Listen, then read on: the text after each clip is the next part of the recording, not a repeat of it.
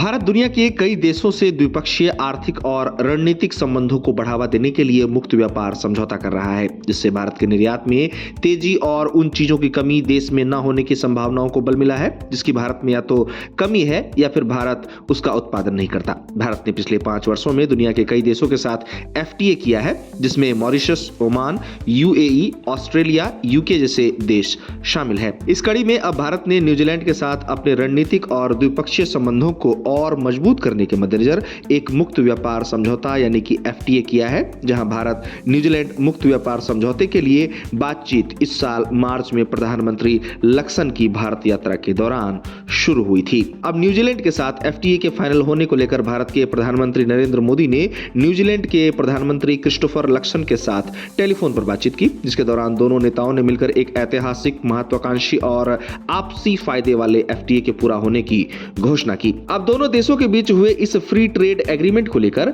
व्यापार विशेषज्ञों का कहना है कि इससे दोनों देशों की बाजार पहुंच बढ़ेगी और निवेश प्रवाह को बढ़ावा मिलेगा। रणनीतिक सहयोग को गहरा करके द्विपक्षीय आर्थिक सहयोग में सुधार भी आएगा। इसके साथ ही दोनों देश कई क्षेत्रों में इनोवेटर्स, उद्यमियों, किसानों, सूक्ष्म लघु और मध्यम उद्यमों, छात्रों और युवाओं के लिए नए अवसर लाएंगे। आपको बता दें कि दोनों देशों ने इस समझौते के तहत अगले 5 वर्षों में द्विपक्षीय व्यापार को दोगुना करने में विश्वास व्यक्त किया है और समझौते की गति का लाभ उठाते हुए अगले 15 वर्षों में न्यूजीलैंड से भारत में लगभग $20 बिलियन का निवेश आ सकता है। आपको बता दें कि न्यूजीलैंड भारत को लोहा, स्टील, एल्युमिनियम, मेवे, ऊन, वाइन समेत कई चीजों का निर्यात करता है। हाल ही के वर्षों में दोनों देशों के बीच व्यापार में अच्छी प्रगति देखने को मिली है। माना जा रहा है कि वित्त वर्ष 2026 तक भारत से न्यूजीलैंड को निर्यात करीब $343.5 मिलियन के करीब पहुंच सकता है और आयात $356.9 मिलियन पर पहुंचने का अनुमान है। वहीं भारत से न्यूजीलैंड को